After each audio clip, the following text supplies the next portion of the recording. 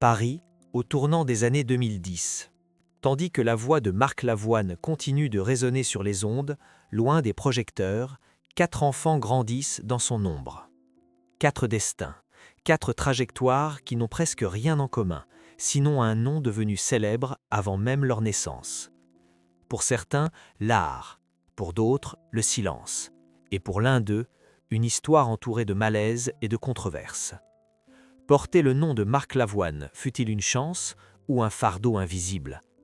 Alors qu'est-il réellement arrivé aux 4 enfants de Marc Lavoine lorsque la gloire d'un père ne suffit plus à protéger une famille? Au milieu des années 1980, Marc Lavoine devient bien plus qu'un chanteur populaire. Il incarne une sensibilité masculine nouvelle dans la chanson française. Une voix grave, des textes romantiques, une élégance mélancolique qui séduit un public fidèle. Très vite, son nom s'impose à la radio, à la télévision, puis au cinéma. La notoriété s'installe, durable, respectée. À cette époque, tout semble indiquer une trajectoire idéale, une carrière solide, une reconnaissance artistique, et bientôt l'image d'un homme entouré d'une famille stable. Dans l'imaginaire collectif, Marc Lavoine représente alors une figure rassurante, celle d'un artiste cultivé, discret, loin des scandales tapageurs. Un homme qui parle d'amour avec pudeur et profondeur. C'est dans ce contexte que naissent ses premiers enfants. Le foyer qu'il construit avec Sarah Poniatowski, designer reconnu dans le monde de l'architecture intérieure, renforce encore cette image d'équilibre. Le couple incarne une forme d'harmonie moderne, création, esthétique, culture. Leurs enfants grandissent dans un environnement privilégié, au cœur de Paris, entre studios de musique, ateliers de création et cercles intellectuels. Aux yeux du public, tout semble parfaitement aligné. Le succès professionnel nourrit le confort familial. Les médias évoquent parfois la famille, mais toujours avec retenue. Aucune exposition excessive, aucun récit dramatique. Marc Lavoine veille à ce que ses enfants restent à l'écart du tumulte médiatique. Il parle peu d'eux, et quand il le fait, c'est toujours avec une même phrase, répétée au fil des années. Il veut les protéger. Cette protection devient une constante. Dans les interviews, il évoque la paternité comme un refuge, presque comme un territoire sacré. Il affirme que la célébrité ne doit jamais franchir le seuil de la maison. Cette frontière, il s'efforce de la maintenir intacte. À une époque où de nombreux artistes exposent leurs enfants, Marc Lavoine choisit l'inverse, le retrait, la discrétion, parfois même le silence total. Mais derrière cette façade lumineuse, une question commence à se dessiner. Grandir dans une famille célèbre, est-ce réellement grandir à l'abri, ou bien sous une pression invisible, constante, impossible à formuler? Les premières années de ces enfants se déroulent dans ce paradoxe, une enfance matériellement protégée, mais symboliquement chargée. Porter un nom connu avant d'avoir construit sa propre identité. Pour l'aîné, l'environnement artistique semble presque naturel.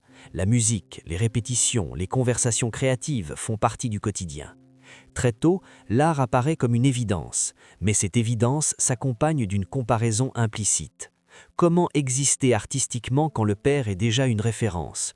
Comment faire entendre sa propre voix sans être ramené à celle qui a bercé toute une génération? Pour les autres enfants, la célébrité du père agit différemment. Certains se rapprochent du monde de l'image, de l'esthétique, sans jamais chercher la lumière frontale. D'autres, plus jeunes, grandissent dans un silence presque total, à l'écart de toute représentation publique. Leur enfance se déroule loin des plateaux, loin des micros, mais jamais totalement loin de l'ombre du nom qu'ils portent. À mesure que les années passent, la carrière de Marc Lavoine évolue. Il écrit, il joue au cinéma, il publie des romans. Il devient une figure intellectuelle autant qu'artistique. Pour ses enfants, cette reconnaissance accrue agit comme un double tranchant. D'un côté, elle assure une stabilité. De l'autre, elle rend toute normalité plus difficile. À l'école, dans les cercles sociaux, le nom Lavoine n'est jamais neutre. Il suscite des attentes, des curiosités, parfois des projections injustes.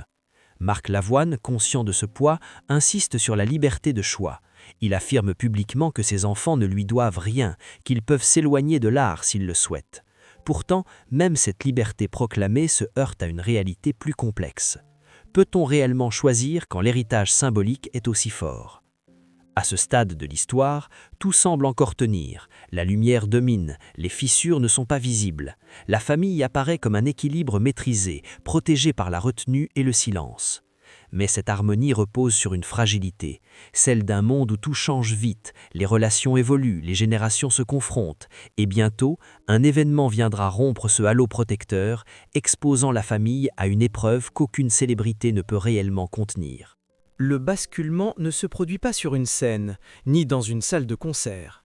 Il n'est pas annoncé par un scandale brutal. Il s'installe lentement, presque silencieusement, au fil des années 2010. À ce moment-là, Marc Lavoine n'est plus seulement un artiste confirmé, il est devenu une figure morale, souvent invité à commenter la société, l'amour, la transmission. Mais dans sa propre vie familiale, l'équilibre commence à se fragiliser. La première rupture est intime. Après plus de 20 ans de vie commune, la séparation avec Sarah Poniatowski marque un tournant majeur. Pour leurs 3 enfants, cette séparation n'est pas un simple fait divers. Elle redessine le cadre de leur enfance, de leur quotidien, de leur sentiment de stabilité. Le couple, longtemps perçu comme un socle solide, se défait, et avec lui, l'image d'un foyer unifié. Les enfants sont alors à des âges très différents. L'aîné est déjà confronté à ses propres choix, à la question de l'identité, du métier, du sens à donner à sa vie. Les plus jeunes, eux, vivent cette rupture comme une perte de repères, de maison, de rythme, de silence différents. La célébrité du père n'atténue rien, elle complique parfois les choses en rendant les émotions plus difficiles à exprimer publiquement. Peu après, un autre événement vient troubler l'ordre établi. Marc Lavoine entame une relation avec Lynne Papin, une jeune écrivaine de plus de 30 ans sa cadette. Lorsque la nouvelle devient publique, la réaction est immédiate. Dans la presse, sur les réseaux sociaux, dans les débats culturels. L'écart d'âge choque, interroge, divise. Pour la première fois, la vie sentimentale de Marc Lavoine cesse d'être perçue comme discrète et élégante. Elle devient un sujet de controverse. Les mots sont durs, certains parlent de déséquilibre, d'autres de fascination intellectuelle. Lui évoque l'amour, la rencontre, l'évidence. Mais autour de cette relation, un malaise persiste. En 2010, naît leur fils Milo. Cet enfant arrive dans un contexte très différent de celui de ses aînés. Il ne naît pas dans une famille unanimement admirée, mais au cœur d'un débat social. Sa naissance est commentée, interprétée, chargée de symboles qui le dépassent. Avant même de parler, il devient un sujet de discussion. Les années passent, le couple se marie, puis se sépare. En 2022, la rupture est officialisée. Cette fois, la fissure devient visible. Lynne Papin publie des textes à forte dimension autobiographique. Sans toujours nommer directement, elle évoque une relation marquée par la domination émotionnelle, la confusion, la perte de soi. Ces récits, largement commentés, projettent une ombre nouvelle sur la figure de Marc Lavoine. La question se pose alors avec force. Qu'en est-il de l'enfant né de cette union ? Comment grandit-on quand l'histoire de ses parents devient un matériau littéraire débattu publiquement ? Quand les mots de l'un résonnent comme une accusation et le silence de l'autre comme une défense. Pendant ce temps, les autres enfants poursuivent leur chemin, chacun à leur manière. L'aîné tente de s'affirmer artistiquement, mais sans jamais pouvoir se détacher totalement du regard comparatif. Chaque projet est analysé à travers le prisme paternel. Le talent est-il hérité? La légitimité est-elle réelle? Ces questions, rarement posées frontalement, s'insinuent dans chaque critique. Pour sa sœur, le choix est différent. Elle accepte ponctuellement la visibilité, mais la contrôle. Elle se montre, puis disparaît, refuse les interviews trop personnelles, évite soigneusement toute déclaration sur sa famille. Ce silence n'est pas une absence, il ressemble plutôt à une stratégie de survie. Les plus jeunes, eux, sont presque invisibles. Aucun réseau social public, aucun récit direct. Leur existence se devine plus qu'elle ne se raconte. Mais cette invisibilité a un prix, elle nourrit les spéculations, et surtout, elle souligne une réalité. Tous n'ont pas vécu la même enfance, ni la même exposition, ni les mêmes fractures. À ce stade, la famille Lavoine n'est plus un bloc homogène. Elle est devenue un ensemble de trajectoires parallèles, reliées par un nom commun, mais séparées par des expériences profondément différentes. La célébrité, autrefois protectrice, agit désormais comme un révélateur. Elle met en lumière les contrastes, les blessures, les non-dits. La question centrale revient encore plus insistante. Est-ce la succession des ruptures qui a fragilisé ces enfants, ou est-ce le poids constant de la figure paternelle, aimée mais écrasante? Et surtout, comment chacun d'eux a-t-il appris à vivre avec cette histoire sans jamais pouvoir vraiment la raconter à sa manière? En apparence, rien n'oblige les enfants de Marc Lavoine à porter une blessure particulière. Ils n'ont pas connu la précarité, ils n'ont pas manqué de protection matérielle. Ils ont grandi entourés de culture, de livres, de musique. Et pourtant, c'est précisément là que se niche la complexité de leur histoire. Car la vérité ne se trouve pas dans ce qui manque, mais dans ce qui pèse. La célébrité agit parfois comme un décor immobile. Elle donne l'illusion de la stabilité alors même que les relations évoluent, se délitent, se recomposent. Pour les enfants, le père n'est pas une icône, il est une présence réelle, aimante, mais souvent absent. Tournée, tournage, écriture nocturne, l'homme est là puis ailleurs. Cette alternance façonne une relation faite d'admiration et de distance. Chez l'aîné, cette distance se transforme en interrogation identitaire. Grandir dans un environnement artistique favorise l'expression, mais rend l'émancipation plus difficile. Chaque note, chaque texte, chaque apparition publique semble renvoyer à une question silencieuse. Est-ce un choix personnel ou une filiation inévitable? À force de comparaisons implicites, le désir de créer devient parfois une lutte pour exister autrement. La vérité pour lui n'est pas un rejet du père, mais une tentative constante de se définir sans lui. Une démarche lente, fragile, exposée au regard d'un public qui confond souvent héritage et facilité. Or, rien n'est simple quand le nom précède la personne. Pour sa sœur, la vérité prend une autre forme. Elle choisit la visibilité, mais à dose mesurée. Elle accepte d'être vue, jamais d'être expliquée. Elle refuse de commenter sa famille, non pas par honte, mais par refus de réduire son identité à un récit qui n'est pas le sien. Dans ce silence volontaire, il y a une lucidité. Parler serait se laisser enfermer dans une narration déjà écrite par d'autres. Les plus jeunes enfants, eux, incarnent une vérité plus diffuse, plus difficile à saisir. Ils ont grandi dans un monde où la famille n'est plus un noyau fixe, mais une constellation mouvante. 2 foyers, des temporalités différentes, des récits qui ne se recoupent pas toujours. Leur enfance est marquée par la recomposition, par l'adaptation permanente. Pour l'enfant né de la dernière union, la situation est encore différente. Sa naissance survient au cœur d'un débat public. Avant même qu'il puisse comprendre le monde discute déjà de ses parents, de leurs différences d'âge, de leur légitimité, de leur déséquilibre supposé. Cette charge symbolique, il ne la choisit pas, elle lui est attribuée. Lorsque la séparation survient, puis que des récits littéraires viennent exposer la relation sous un angle douloureux, une nouvelle couche de complexité s'ajoute.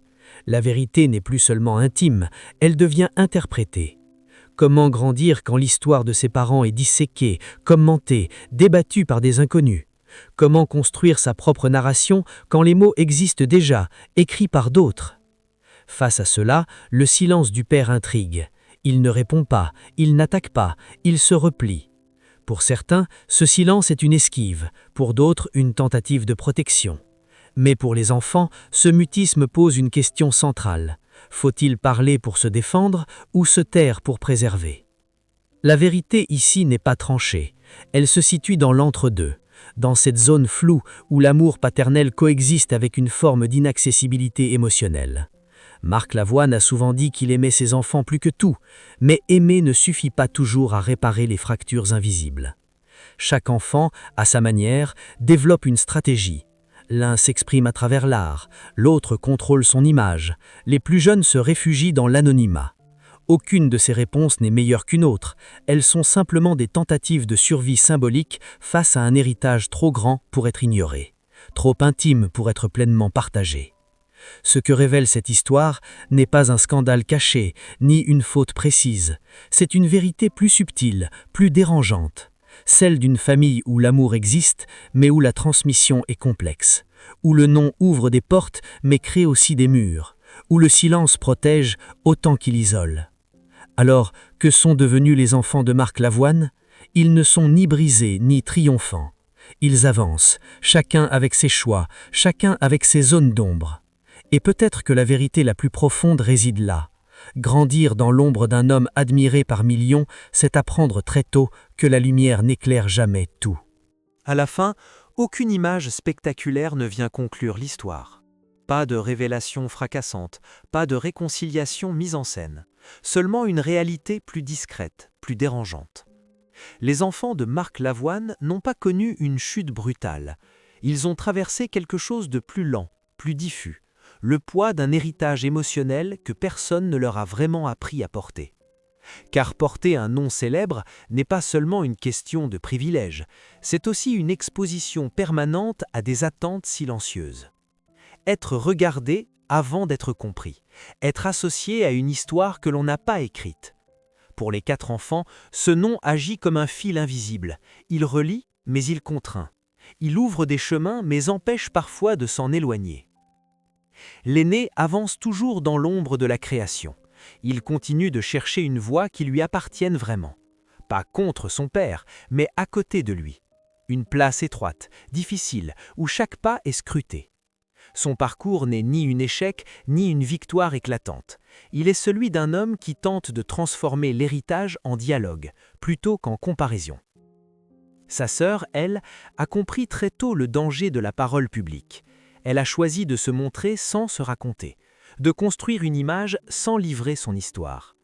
Ce choix, souvent interprété comme de la distance, est en réalité une forme de maîtrise, une manière de dire « je suis plus qu'un chapitre dans le récit de mon père ». Les plus jeunes incarnent une autre forme d'héritage, celui d'une époque où les familles se recomposent, où les récits se fragmentent. Leur enfance n'est pas marquée par un âge d'or, mais par l'adaptation constante. Ils grandissent dans un monde où la stabilité n'est plus une évidence, mais une construction fragile. Leur anonymat n'est pas un oubli, il est une protection. Quant au plus jeune, né au cœur d'une controverse qui ne le concernait pas, son avenir reste le plus ouvert. Il grandit avec une histoire déjà racontée par d'autres. Des mots existent avant les siens. Des interprétations précèdent ses souvenirs. Pour lui, l'enjeu sera peut-être de reprendre possession de ce récit ou de le laisser derrière lui. Marc Lavoine, lui, demeure fidèle à son silence. Il continue de parler d'amour, de transmission, de fragilité humaine dans ses œuvres. Mais sur sa famille, il reste mesuré. Ce silence n'est ni une confession, ni un déni. Il ressemble davantage à une frontière, une tentative de préserver ce qui peut encore l'être. Alors, qu'est-il arrivé aux 4 enfants de Marc Lavoine? Rien qui puisse tenir en une phrase. Ils n'ont pas été détruits par la célébrité. Ils n'en ont pas été sauvés non plus. Ils ont appris à vivre avec elle, chacun à sa manière, certains en s'en approchant, d'autres en s'en éloignant. La question posée au début demeure, la gloire d'un parent est-elle une chance ou un fardeau? Dans cette famille, elle est les deux à la fois. Un héritage invisible, fait autant d'amour que de silence. Et peut-être que la véritable transmission n'est pas celle du talent ou du nom, mais celle d'un combat intime. Apprendre à exister sans disparaître dans l'ombre de ceux que le monde applaudit.